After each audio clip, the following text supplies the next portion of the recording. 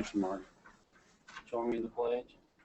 I pledge allegiance to the flag of the United States of America and to the republic for which it stands, one nation, under God, indivisible, with liberty and justice for all. I'd like to welcome everyone to the September 24th work session, and apologize for the delay. We were outside getting a demonstration of our new dog that Chief will tell us about here shortly. First item on the agenda is Sarah's going to talk to us about the Old Time Fiddlers contest. Good afternoon.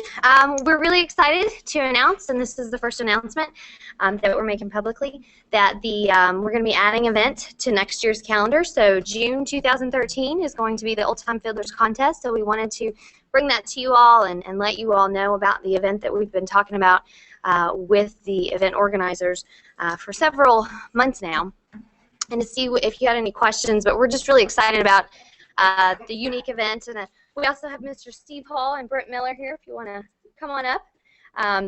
These guys, they know this event in and out, so we thought it would be appropriate for them to come up and tell you guys about it. So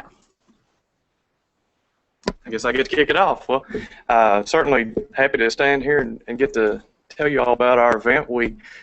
This was the first year in 37, I guess, that we didn't have it. We were in the process of looking for a new venue, so we decided to take a year off and kind of make that search a little more efficient and a little less fast-paced. So we started back in '74 was actually the first one. It wasn't the state championship at that point, but my father, Jody Hall, who is a Hardin County native and lived down in Litchfield for several years working for Keith Monument Company, was an avid musician and grew up playing old-time fiddle and a lot of the old standards there growing up in his family and his household. And he had been to a contest in Alabama and thought that seemed like a pretty good thing to have there. And so he decided to get that together, had it in Litchfield, the first one there.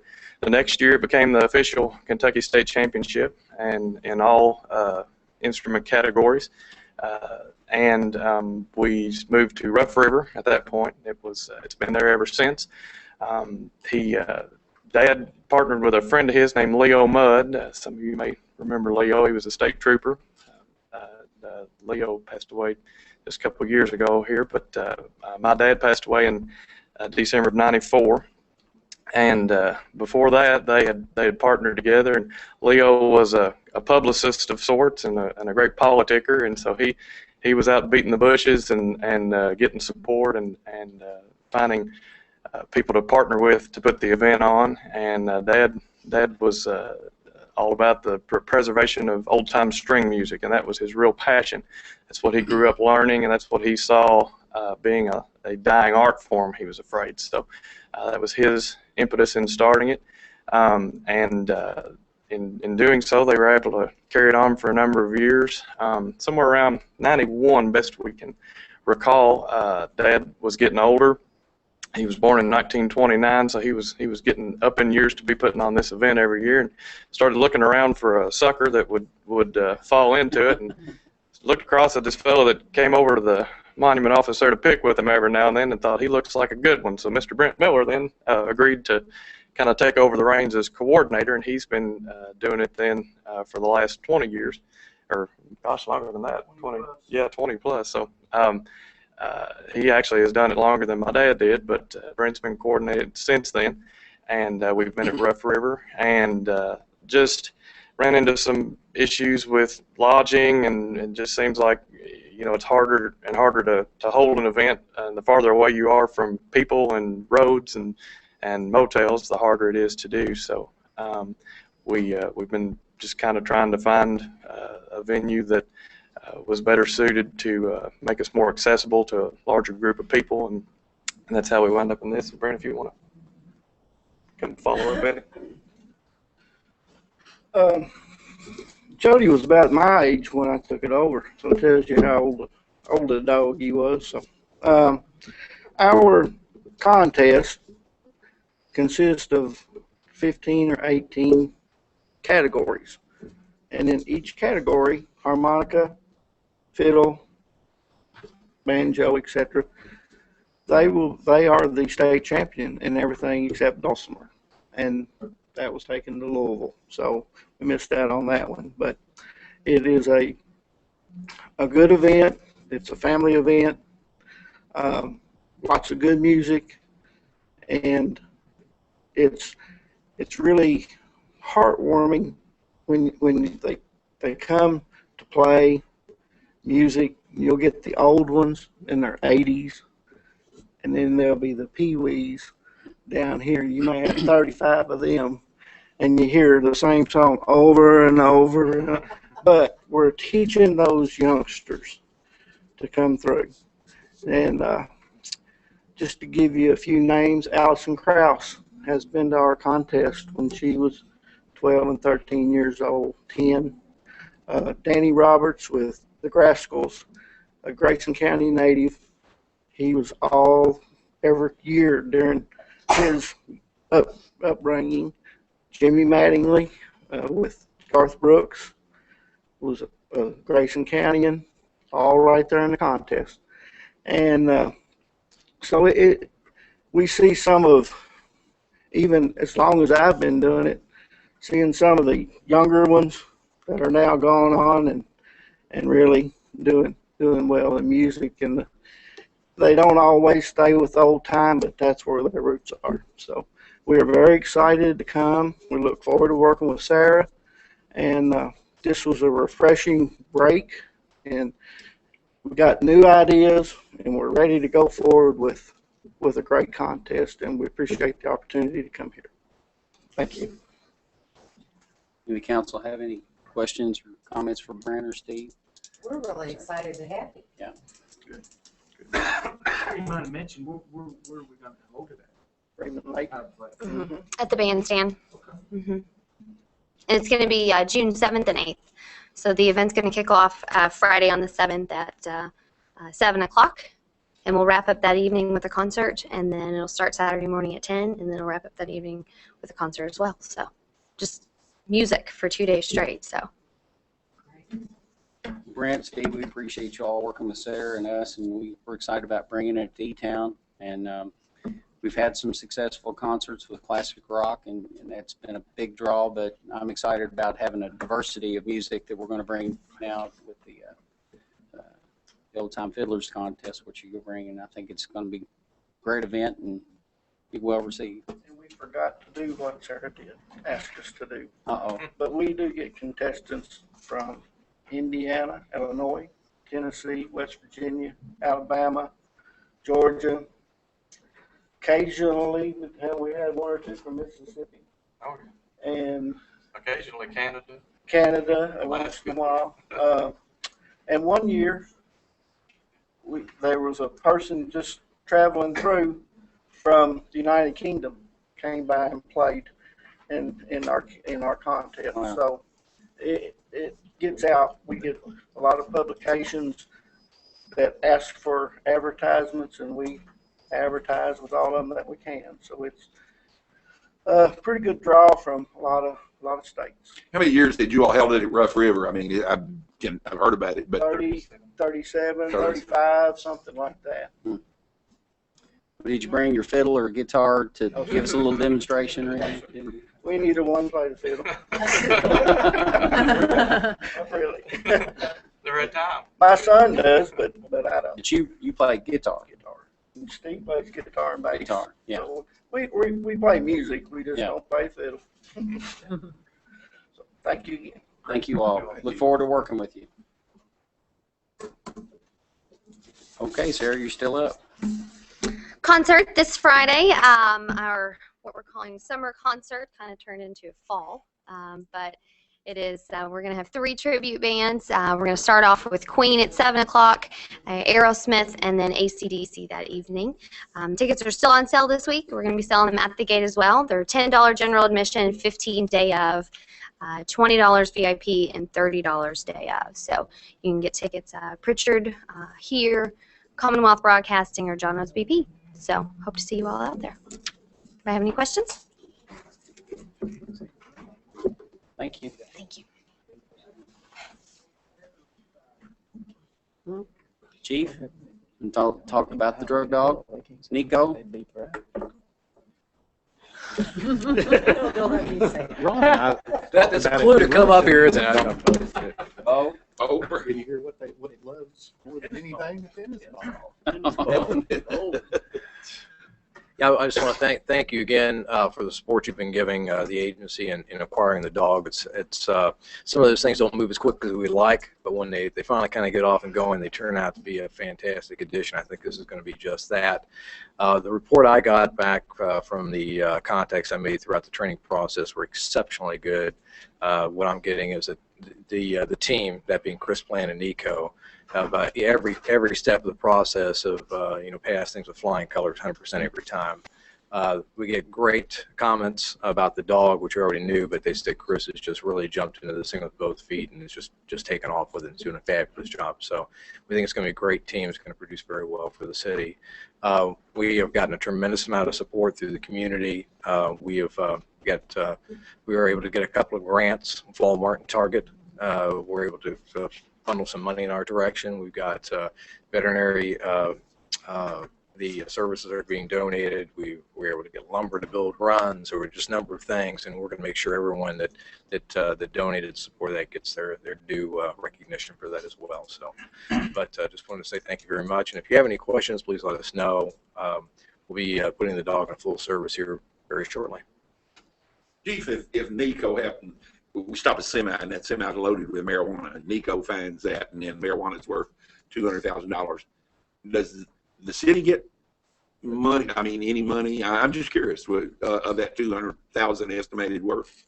That's a great question. Of course, the value of the drugs itself, we could get nothing for, but if there's any cash, it's not unusual for you to stop a vehicle that's transporting. And their trafficking is their business, and they may have, let's say, 20, 30 pounds of marijuana on there, may have $100,000 in cash.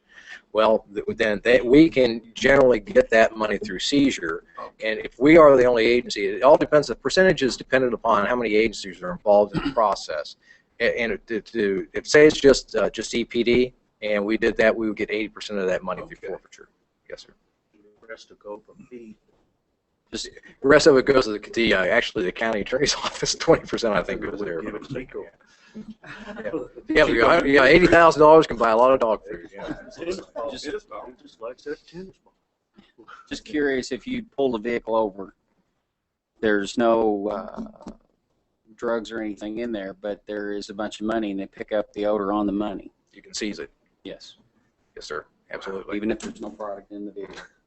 They pick up the odor on the cash, then that can be seized. Yes, sir. That's correct. Yeah. Well, I've always heard that most money have traces of drugs. Right. Yeah. And there is some truth to that. Now, the difference is this, is that most money doesn't have in such significant quantities at those traces to where the dog's really going to indicate on it, or where it's significant enough that you could tie it to a trafficking situation.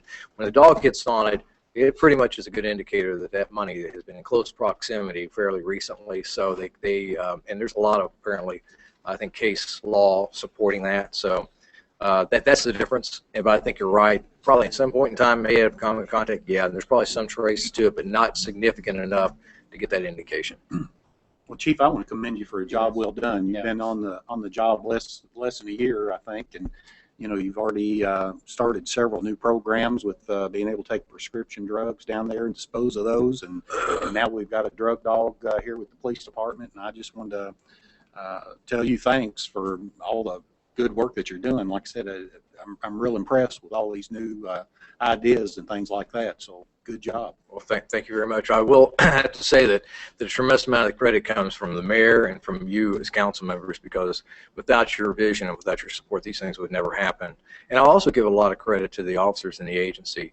I've been having the fortune to meet with them on a fairly regular basis, and a lot of these ideas and a lot of the desire to move forward and be progressive comes directly from them. So you've got a great bunch of people there, and I'm just proud to see I'm part of it.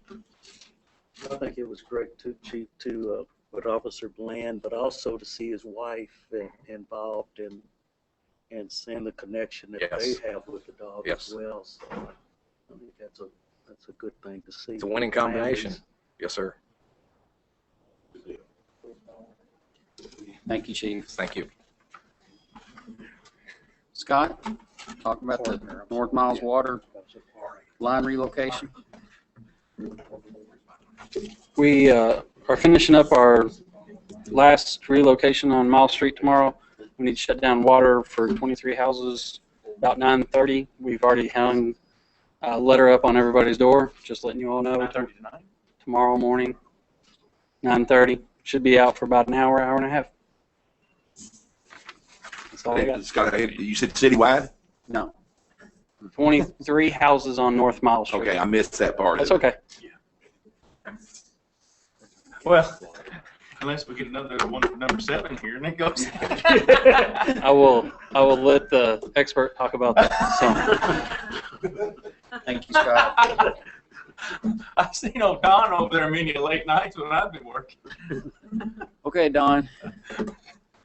Talk about our geysers downtown. They weren't in a row, but it was 2 Thursday nights when the walking tour was going on. We put on a good show, and we didn't charge admission.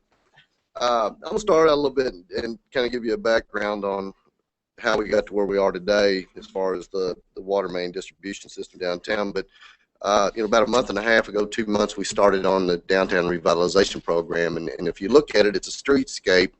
And we're going to replace sidewalks, and you all have seen plans and had discussions about that. We took out the existing street lights, which had an overhead feed, and we're going to put in the colonial styles that are similar to the ones on the square, and you're going to have conduit that feeds those. Do improvements to the ADA ramps around town, especially at this intersection here at Mulberry and Dixie. So in the process of working on that, you run into infrastructure issues. One is you really don't know what you're going to have until you start digging it up, because you can look at plans and you can look at drawings, and not everything was recorded years ago. So where we're at today, I'll tell you a little bit how we got to the water leak. I'm sure you all had a lot of questions about that and probably some calls on what happened downtown last week. But we've made improvements to the storm sewer system, installed new drain lines on the north side of Dixie, or Mulberry and Dixie, and we've made sanitary sewer improvements. We've installed 2 manholes, one on the square and one on Dixie there in front of 117. Run the camera, run some dye, and gotten some of the buildings and run dye to try to verify location and flows and such as that. And Scott's been downtown helping us on that. So then we get to the water system. So when we get down in front of the Chamber of Commerce and Icon Engineering, we found that we had a 4-inch dead-end line that dead ends at the fire hydrant, and we had some services that were connected to that. So our plan was to change over those services off of the 4-inch line, put it on the 8-inch line that runs down there, because we thought we actually had 2 lines, was one 4-inch and one 8-inch, and then our plan was to abandon that 4-inch. Well, in the process of switching that service over last Wednesday, when they were cleaning the line off, the 4-inch line, the bottom of that 4-inch line fell out. And then we got some water infiltration into the basements of the Chamber of Commerce and in Icon. So we got that line shut down in the process, or clamped it, but in the process we started operating valves to try to isolate it, control the flow a little bit, and we caused a leak on the valve here at the intersection of Dixie and Mulberry, which we thought was a control valve for the 4-inch line. So we set it up and planned for Louisville Water Company to come down. We started about 5 o'clock that morning digging. Once we got down to the line, we found out that we did not have a 4 and an 8, but we had an 8-inch line and an 8-inch valve, and that's what was leaking. In the 4, we possibly have 2 4-inch tie-ins. One is an old fire hydrant that's been covered up there at Mulberry and Dixie, and then the other one, which ends up down in front of Icon Engineering at that fire hydrant. But the valve was leaking on the top. It wasn't a serious leak, but we also knew that we needed to install some valves to be able to isolate from this direction to downtown. So the first operation of getting the valve dropped in, that went smooth, and everything went according to plan.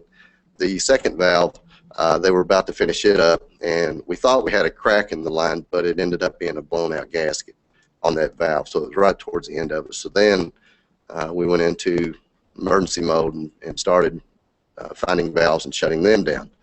That was not very successful. So finally got that leak controlled about 9 o'clock that night, and we finished up the operation because we had to put flowable fill back in the excavation point. It's about 2:30 in the morning on Friday morning. So that's where we're at there. If you got any questions up to now? Biggest question I had, Don, and apparently the paper then accurately reported the Louisville Water Company did come down and assist us because the paper said these are, the picture said these are. They did. Louisville. They did. And I told everybody, no, that's our. No. We called them in to install the isolation valves. Yes. Okay. So that was the plan. First, we thought we were going to install one 4-inch valve behind the leaking valve and then abandon the 4-inch line, but then it turned out to be it was an 8-inch line.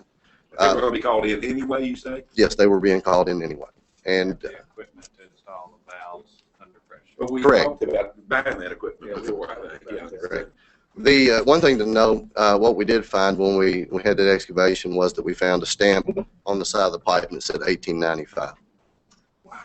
So, Which is, Charlie said, when the original water system was put in. It's even before Charlie. Wow. Hard to believe. I was gonna say that's one of those where Mr. Bud would have came in pretty handy. I just say you do it again. The Thursday night's the last. Where they all walk were. tours. Just do it. I want a geyser and everything again. well, that gets into our plan. We don't want any more geysers, but we met Friday and the crews worked Saturday. We met today. Basically, we're in the process of developing a plan to isolate the water system downtown. Now, we're evaluating GIS database. We're evaluating plans, whether they're already scanned into the GIS database, and some we have paper, we have books, we have old drawings with measurements, and what we're doing is locating, verifying the operation, whether the valves will operate or not, around the square, South Main, East Dixie, North Main, to try to get a control, or at least verify that we have control from that side of town, because we already have the valves here at Mulberry and Dixie to shut the feed down coming down Dixie. So we're in that process right now of locating and then verifying the operation. Whether they'll operate or not, we're not going to know, because some of them have got covered up. You can drive down there, walk down there, and the valves that are supposed to be there according to the plans have been covered up. So we're going to locate those. Yeah, and then verify the effect that it has on the downtown system. So once we've done that, then we're going to determine the deficiencies in the valving for downtown. So obviously, if according to the plans, the valves are there but they're not, or if we locate the valves but they can't be operated. So we're going to exercise and do everything we can to be able to operate those valves to get a shutdown. Okay, so we're going to have to identify the deficiencies. Then we're going to design a plan of action, and that's for the system shutdown. And then we're going to implement the plan. So we're in the process. Don't know where we're at until we locate and start finding out which valves operate and which ones don't. And then that'll determine the design of what we need to do. So then we can get into what Ron said. Then we can get into talking about, do you have a contractor do it, or do we try to do it in-house? Because when you think about when we got Louisville Water Company to come down, because we felt that and believed after evaluating that was the best plan of action for that situation, and we're glad we did, because once they got down here, and not only did you pay to put a valve in place or put 2 valves in place in this case, but they brought some expertise with them that we could pick their brain and talk to them about it. They've had experience with those types of situations, so it was win-win for us on that day. Thank you, Don. Does Okay. anyone have anything else, Don? So like next Thursday, you can't guarantee. We're going to be working Thursday, but we're going to. Well, we've got a valve that is rounded off at the intersection of Miles and Dixie, so we're gonna dig that up, and that's a control valve too. So we're gonna dig that up and try to repair that. So Charlie was down there with you till after midnight as well. Charlie was right there with us. Charlie was digging. He had a shovel and everything. I mean, he was it. I came back to the office that night. Y'all were going at it. So, but it was a challenge. But I want to commend. There were several agencies involved. The police department helped us during the day Thursday on directing traffic. Then whenever we went to shut down, the state highway department was great, and Louisville Water Company and our staff. I'm gonna tell you, those guys, they didn't get discouraged. They stayed with it. Very optimistic. Had a lot of ideas. There was a lot of discussion and a lot of action going on downtown on Thursday. I'll tell you, Thursday night. So I think our employees. So I mean, they're top notch. They stayed with it till it was done. Yes, sir, they did. Thanks, Don. Does anyone in the audience have anything they'd like to address the council with? Ask about your trip, Mayor. It was very good. It was very interesting. It was a positive trip. 10 days was a long time to be gone, but I enjoyed it. There was a lot of good companies that we met with and a lot of good things that come out of it. There are already some that have responded and followed up, and now some are planning to come here to see Kentucky and see E-Town, and they want to tour the new Flex Film plant that should be up and running in November sometime. But U-Flex just was very hospitable. They really opened a lot of doors for us. They're a very well-respected company all over India, and so they know that they invited myself as well as the state, people to come over there and meet with companies, and they set all that up for us. I can't say enough about them. So it was a good trip. Good trip. What was the best food you ate? What was the most interesting? Yeah, well, I wasn't going to go there. It was interesting, that's for sure. But yeah. For about a day and a half, it wasn't too good. I tried to warn you. Yeah, I know, but I didn't want to hurt their feelings, so I did try to eat it. But yeah, but it was a good trip. Thanks for asking. But it's good to be home. Anybody else have anything? The council, Poplar Drive. We are working. Robert, can you give a? Sure. We discussed it this morning, so I'll have Robert.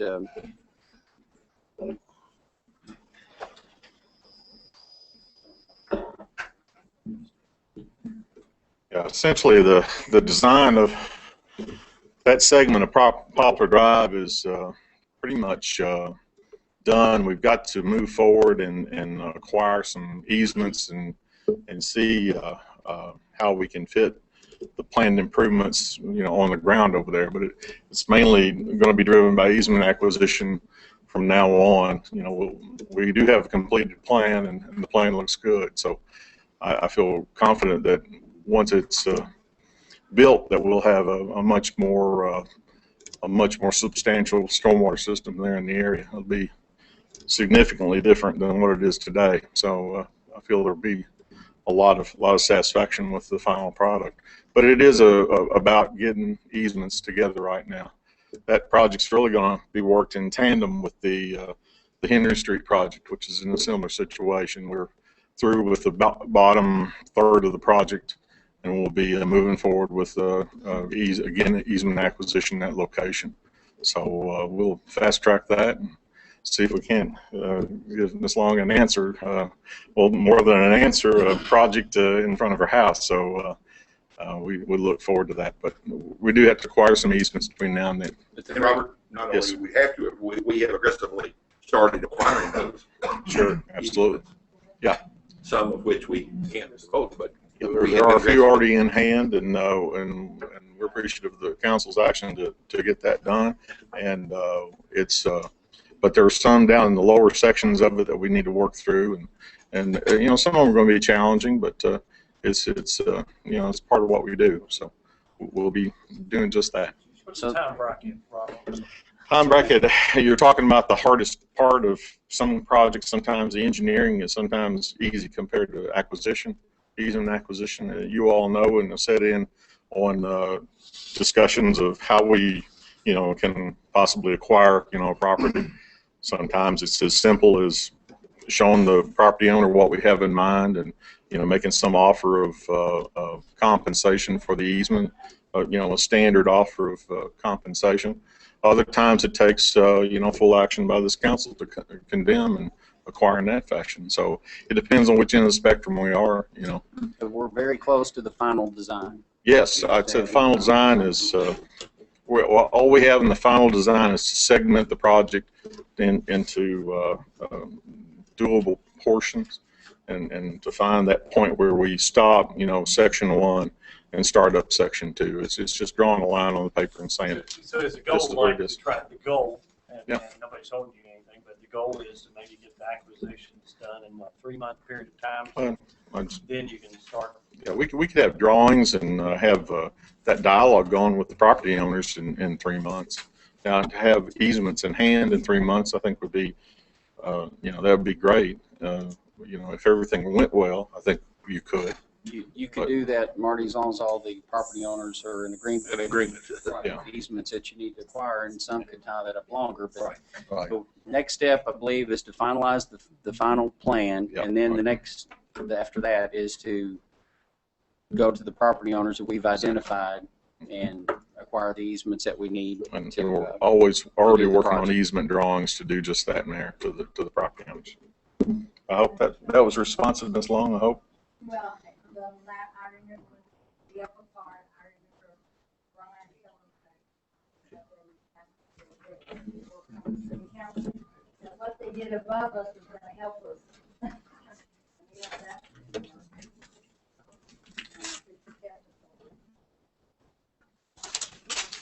You can understand. Where is the bottom next? What part is it? Poplar Street? Where does it occur? Currently, Ms. Long, I think the whole system's really needs improvement. I mean, from Poplar Street, from the pipes that are just above Willow Creek, from that point on up through the rest of the watershed, up to the backyard of the middle school. That's where we're focused. So that's where we're going to make an improvement, and I think it's going to be, like I said, very well received and very effective in what we propose to do. How does Miles Street, what's going on Miles Street, does that set anything else for them? Miles Street, the state has been conscientious about the improvements on Miles Street, and they built inline detention. You'll notice some of those basins that are roadside or along the side of the streets. Those basins, again, manage the water in the same sort of discharges that you would see, before the project.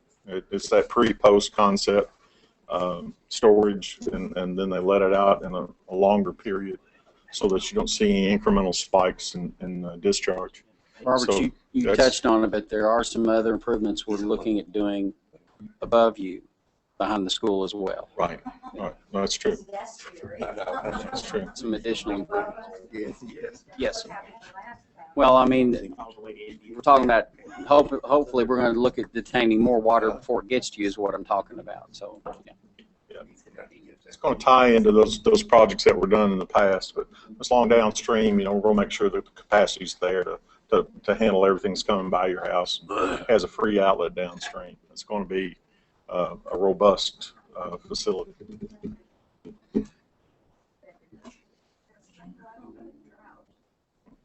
Yeah. Scott, you want to give just a brief update on the SSL program that kind of ties into Poplar Drive?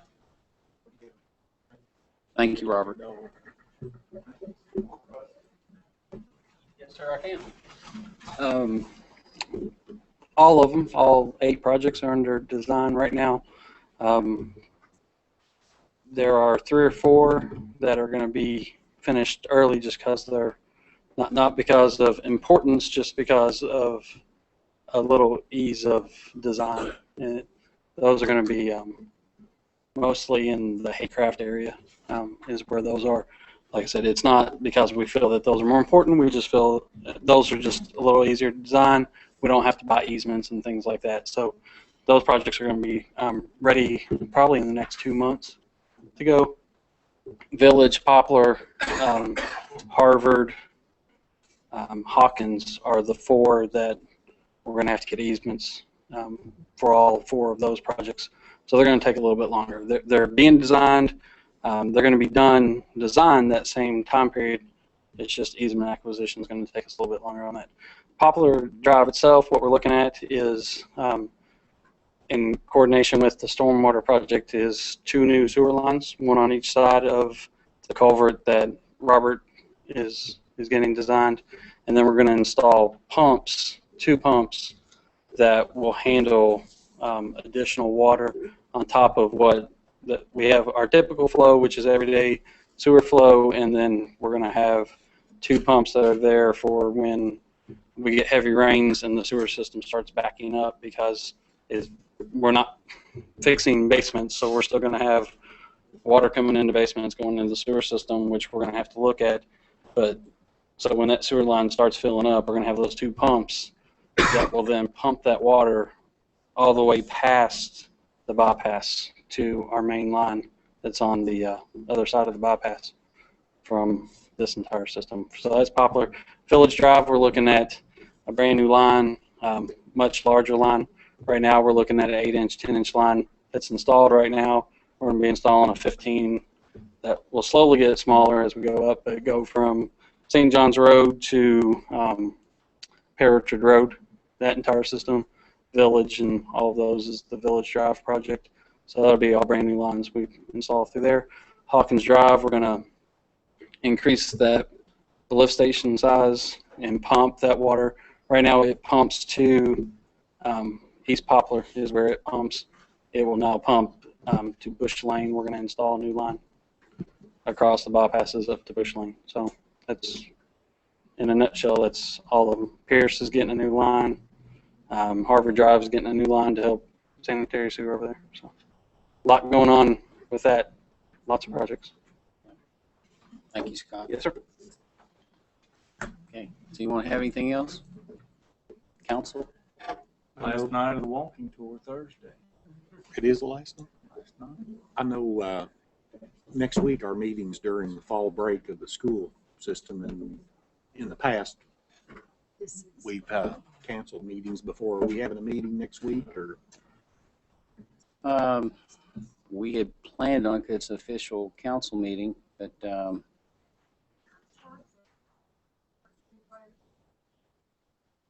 and I think I will be gone. I'll be gone, but I can I get think somebody I will. fill in. I'll be gone.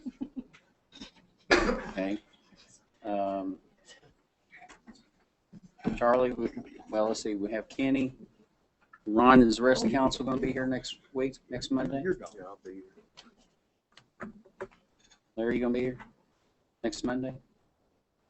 I'm Tell me the truth. I'm here, Mayor. Did we meet we didn't meet last year, I don't think. No, Because, we didn't. yeah. Whatever your all's prerogative is, I'm fine. We do have one piece of business at least that we'd like to take care of. But there will be quorum then. You going to be here? 4. Okay. I mean, I can cancel my plans and be here.